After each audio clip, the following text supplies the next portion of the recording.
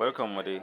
Yau magana da gaskiya zan yi magana ne akan yadda Amerika ke amfani da takunkumi da ƙarfin ikonta wajen ɓoye mana asalin mu su waye. Zan buga mana misali ne da Afghanistan.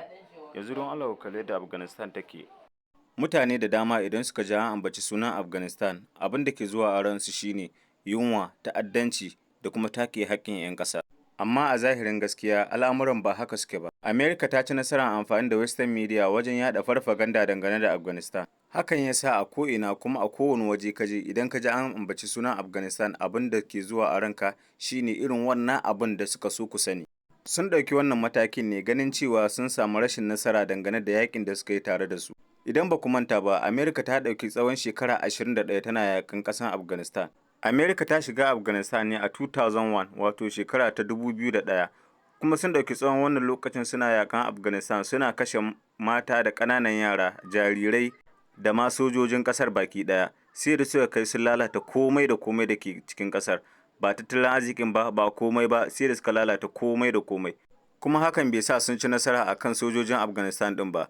Sojojin Taliban sun samu nasarar koran sojojin Amerika a 2021, wato shekara ta 2021 kenan.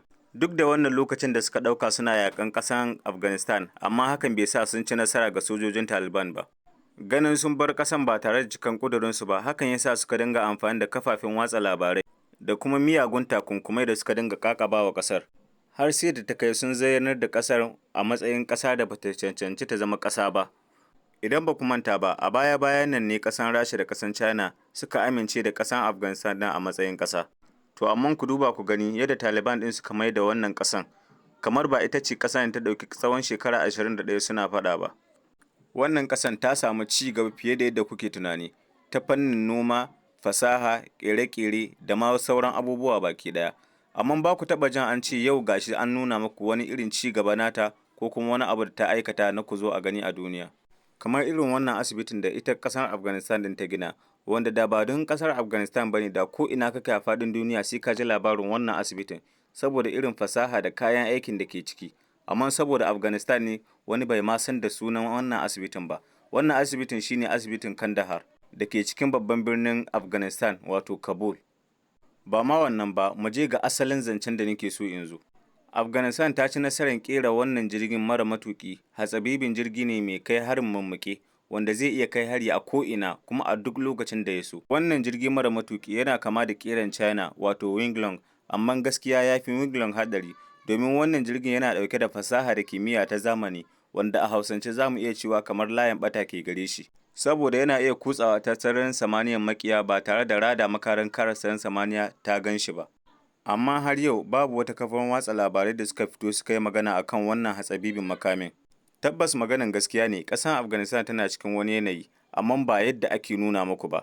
Domin yadda suke nuna muku ƙauyuka suke zuwa su ɗauko, suna nuna muku irin rayuwar da mutanen ƙauyukan suke yi, sai su dinga cewa gaba ɗaya mutanen Afghanistan a haka suke, ko kuma inda base ɗinsu yake, duk nan suke nunawa. Amma ba za ku taɓa ji sun yi magana akan ci gaban da suke samu ba. Yanzu kamar ƙeran wannan motar. Wannan mota an ƙera ta tun da daɗewa, amma saboda takunkuman da aka sa masu, ba kowace ƙasa za ka je ka cin mata ba, saboda takunkuman da aka sa musu an hana kasuwanci da su. Wannan motar ta fi Bugatti gudu, ta fi Bugatti ƙarfi, amma nuna suke yi wannan motar ba wata mota ba ce. To amma ba ma wannan ba, yanzu ku yanke ma kanku hukunci, shin a yadda suke nunawa Afghanistan take cikin kunci da tashin hankali, shin sun isa su ƙera koda keke ne? In ko har haka suke kuma suka iya ƙera wannan motar, to ku kun san tabbas akwai gyara cikin wannan magana. Don Allah ku sa ido ku ga yadda wannan motar take. Mota ce sport car wacce za ta iya karawa da kowace sport car a duniyan nan. A ko'ina aka kai ta wannan motar abar kallo ce. Kuma su ɗin dai mutanen da suke cewa 'yan ta'adda ne ba su iya komai ba, su ɗin ne waɗanda suka ƙera wannan motar, wato Taliban. Gwamnatinsu ne ta ƙera wannan motar. Don Allah ku sa ido ku ga lokacin da aka kawo motar a kasuwa yadda ta zama abin kallo ma a ƙasar Dubai.